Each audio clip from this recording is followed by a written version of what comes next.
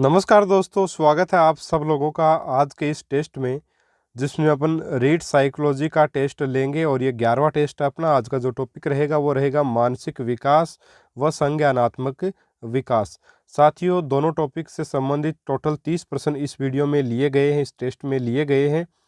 और साथियों, ये 30 के 30 जो प्रश्न है वो विभिन्न एग्जाम्स में आए हुए हैं, तो काफ़ी महत्वपूर्ण टेस्ट होने वाला है। ये प्रश्न आपको सारे के सारे ऐसे प्रश्न हैं जो एग्जाम में इस बार अपने रीट में आ सकते हैं, तो बिल्कुल इस टेस्ट को पूरा दीजिएगा, तभी आपको इसका पूरा फायदा मिलेगा।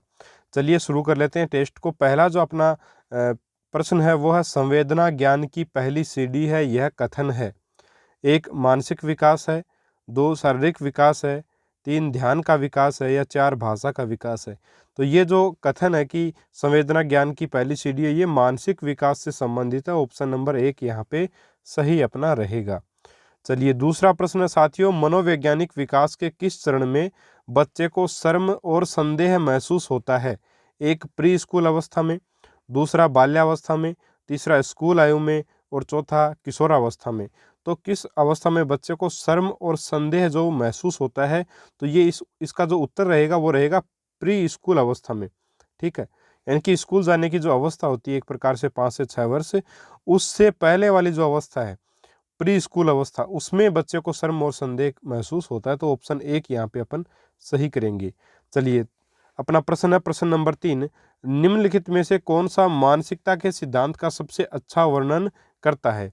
1 स्थिर मानसिकता विराम को बदलना नहीं जा सकता, 2 स्थिर मानसिकता केवल असफलता देती है, तीसरा प्रौढ़ मानसिकता बुद्धि को परिभाषित करता है, चौथा ऑप्शन है प्रौढ़ मानसिकता असफलता को एक मामूली रुकावट के रूप में देखती है, सुधारने और विकसित होने का अवसर देती है। तो साथियों इसका उत्तर क्या होगा? देखिए इस प्रश्न का उत्तर होगा जो प्रौढ़ मानसिकता है वो असफलता को एक मामूली रुकावट के रूप में देखती है और सुधारने और विकसित होने का अवसर देती है। तो ऑप्शन 4 यहाँ पे सही रहेगा। ठीक है साथियों, सबसे अच्छा वर्णन मानसिकता का यही कथन करता है, इसलिए ऑप्शन 4 यहाँ पे सही आपका रहेगा।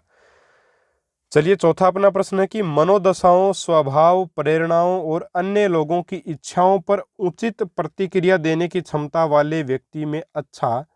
स्वभाव होता है। अंतराव्यक्तिक, दूसरा अंतर्व्यक्तिक, तीसरा प्रकृतिवादी, और चौथा स्थानिक। तो साथियों इस प्रश्न का जो उत्तर रहेगा वो रहेगा आपका अंतर्व्यक्तिक। ठीक है, अंतर्व्यक्तिक ये उत्तर यहाँ पे रहेगा, यानी कि जो दूसरों की इच्छाओं को जान ले, अच्छे से उनके साथ व्यवहार करे, प्रतिक्रिया दे।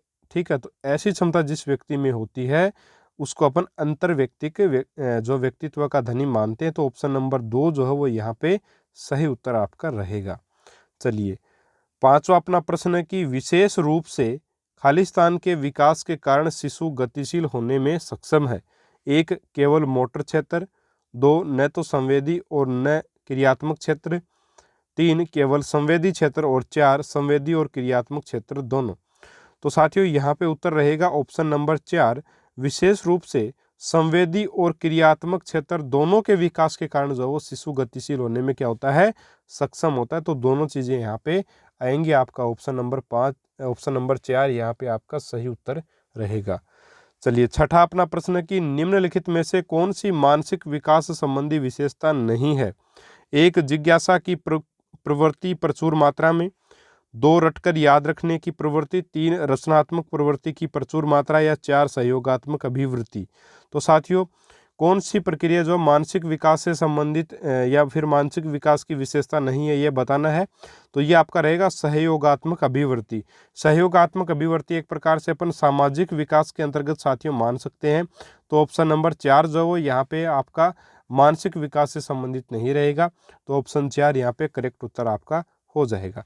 चलिए अगला अपना प्रश्न है कि एक बालक की संज्ञानात्मक शक्तियां जैसे कल्पना शक्ति, बुद्धि, निर्णय लेने की क्षमता आदि का संबंध जो है वो किससे होता है?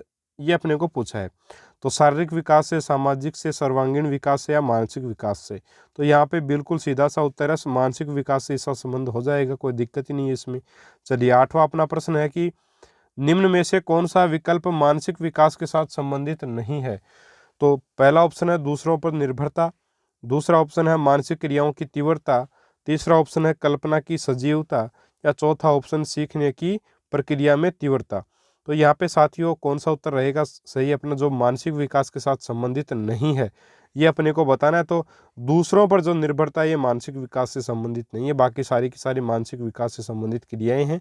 तो प्रश्न नंबर 8 का उत्तर नंबर 1 सही हो जाएगा। प्रश्न नंबर 9 है, मानसिक विकास का संबंध नहीं है एक शिक्षार्थी का वजन व ऊंचाई से, दूसरा स्मृति का विकास, तीसरा तर्क व निर्णय से, और चौथा है अवबोध की क्षमता।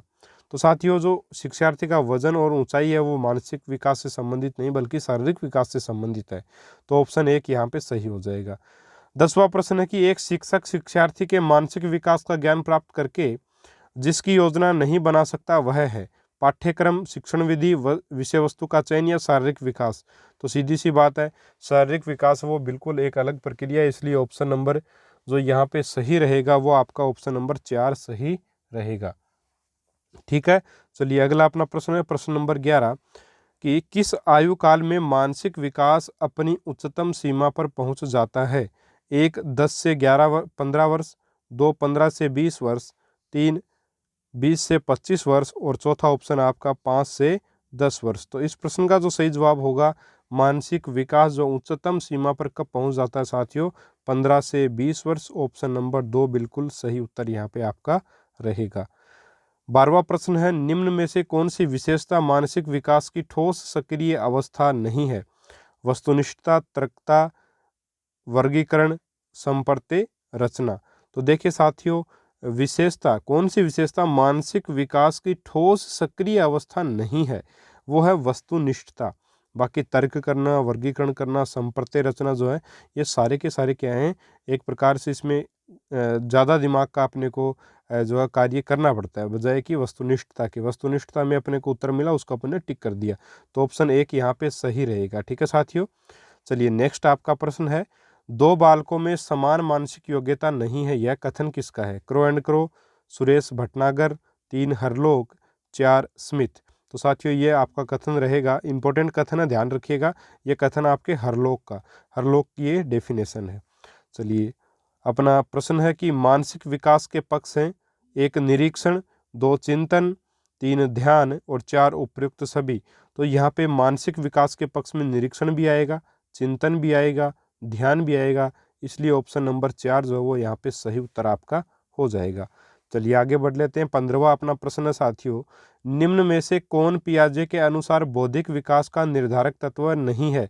1 सामाजिक संचरण, 2 अनुभव, 3 संतुलनीकरण, या 4 इनमें से कोई नहीं। तो यहाँ पे जो उत्तर होगा साथियों वो क्या होगा, निम्न में से कौन पियाजे के अनुसार बौद्धिक विकास का निर्धारक तत्व नहीं है। तो जो सामाजिक संचरण है वो बौद्धिक तत्व का निर्धारण नहीं है, बाकी जो अनुभव है, संतुलनीकरण है, ये दोनों के दोनों बौद्धिक विकास का निर्धारक तत्व हैं, लेकिन सामाजिक संचरण सामाजिक विकास से संबंधित है, इसलिए ऑप्शन नंबर 1 यहाँ पे सही आपका उत्तर हो गया। 16वां अपना प्रश्न है कि त्रिषा एक 8 वर्षीय लड़की है जो आत्मविश्वास से अंकगणितीय कार्य करती है, जिसमें एक संख्या से शून्य को जोड़ना या घटाना शामिल है। पियाजे के अनुसार कौन सी संज्ञानात्मक क्षमता त्रिषा को धारणा समझने में सक्षम बनाती है। 1 विकेंद्रण, 2 संरक्षण, 3 तार्किकता, या 4 विप्रियता।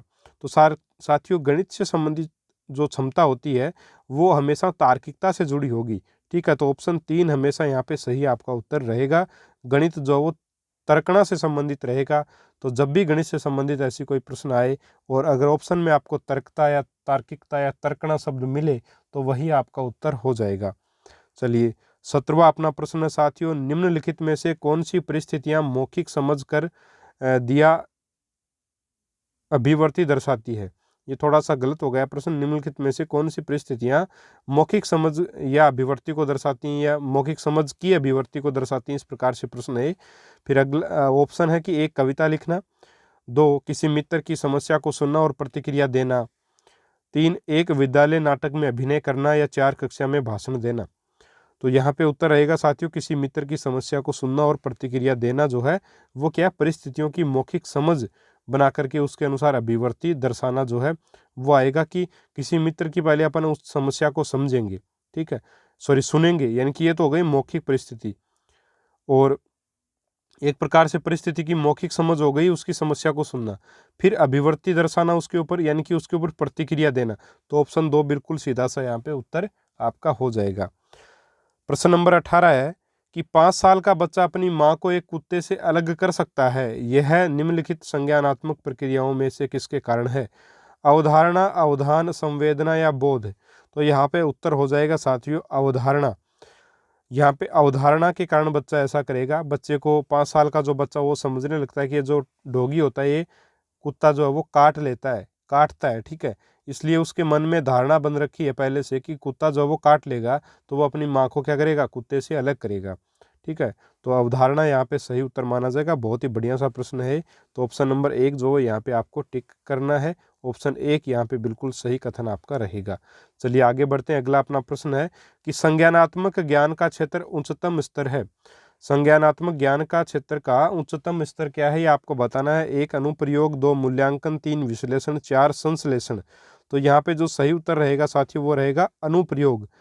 अनुप्रयोग जो वो संज्ञानात्मक ज्ञान का क्षेत्र का उच्चतम बिंदु आपका रहेगा, इसलिए ऑप्शन नंबर 1 जो वो यहाँ पे सही उत्तर आपका, सॉरी 1 मिनट, इस प्रश्न का जो सही उत्तर रहेगा वो आपका, इसमें थोड़ा सा, हाँ देखिए, संज्ञानात्मक ज्ञान का क्षेत्र उच्चतम स्तर, संज्ञानात्मक जो ज्ञान का क्षेत्र है उसका उच्चतम स्तर अपने को बताना है, तो वो रहेगा मूल्यांकन। सबसे लास्ट में मूल्यांकन ही किया जाता है। तो ऑप्शन नंबर 2 यानी कि उच्चतम अपने को स्तर पूछा तो मूल्यांकन यहाँ पे आएगा, ठीक है। संश्लेषण, विश्लेषण, अनुप्रयोग ये बीच में रहते हैं। जो मूल्यांकन है वो आपका उत्तर यहाँ पे रहेगा, ठीक है साथियों। चलिए अगला अपना प्रश्न है कि एक बच्चा एक ऐसी वस्तु की खोज करता है जहां से पहले इसे दूसरे स्थान पर ले जाने के बाद भी पाते हैं। ये थोड़ा प्रश्न में लैंग्वेज की समस्या है कि एक बच्चा एक ऐसी वस्तु की खोज करता है जहां से पहले इसे दूसरे स्थान पर ले जाने के बाद भी पाते हैं। यह दृष्टिकोण खालिस्तान से संबंधित सीमाओं के कारण देखा जाता है। 1 अनुलग्न, 2 स्वार्थ, 3 संरक्षण या 4 वस्तु स्थायित्व।